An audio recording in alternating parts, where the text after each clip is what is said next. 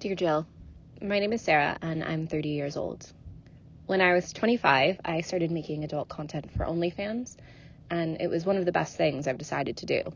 Previously, I was always a bit nervous about sex, but I now feel very empowered and love what I do. However, I am wanting to start dating again, and I've been talking to this guy I met online, and he seemed really nice, good looking, and has my sense of humor, which is really important to me. We went out for a few drinks, and all was going well until he asked me, "Are you on OnlyFans?" I didn't know what to say, but I told the truth. My dilemma is that I really like him, but is it weird that he follows my content? Is he just a big fan? There are so many questions going through my head. Please help. That's not a good start. It's a good start. No, it is. You're never gonna know the answer to that until you spend more time with him, unfortunately. Because I can see your dilemma straight away is the appeal that he's followed you on OnlyFans and just, fancies the pants off you and thinks there's kudos somehow in it that he's now dating the girl from OnlyFans.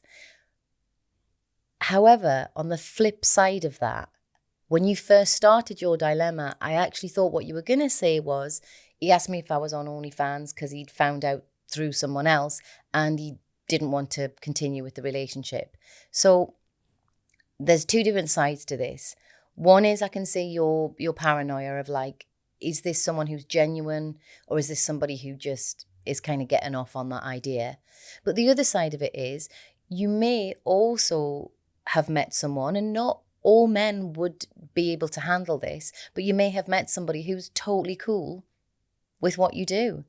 And by the way, so they should be, but I'm just saying that there would be a lot of men out there who I think would feel quite intimidated by that. And I do think that the only way you're going to find this out is probably just to spend more time, to see him more, and to keep on asking, maybe keep on talking about things openly. See what kind of questions he comes to you with in regards to your job. Maybe you would know from the angle he was taking whether he was more interested in you and how you felt, or whether he was more interested in a more sort of kudos side of it, a more something that he can tell his mates. But it is like, good for you. You've found something to make a living that you feel good at. You've got autonomy and it makes you feel free and in control. But I can see also that when love and intimacy comes into play, that's when that can be maybe a bit trickier for both parties. Yeah, have you got any thoughts on that, Emma? Initially, I thought, oh, that could be weird. But when you've been talking about it, I do also think she might have just hit really lucky. Yeah. Gold mine.